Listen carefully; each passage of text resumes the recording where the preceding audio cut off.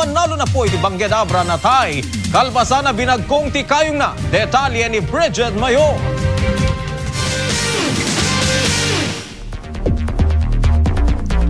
Bangungot iti pamilya ti Manalon ani Marcos Andres ti insigida nga ipupusay na. Nakatugaw iti salas ti balayda ti biktima rabii iti Sabado. Nagparpariri ti sospek akayong na ani Bonifacio Berame gapo iti nalaos sa kinabartek. Nagubor pay daytoy anak kabetakan dagiti tawa ngem saan nga inkankano ni Andres.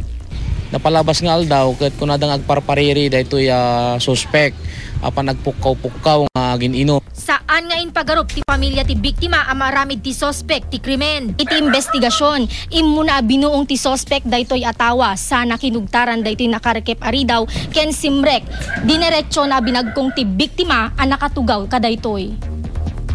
Depensa met ti sospek, dinarup nga minisuna ti biktima iso a binagkong na daytoy. Di na ako nagak ma'am. May nakdinarup ma'am. Bagada nga nakatalikod.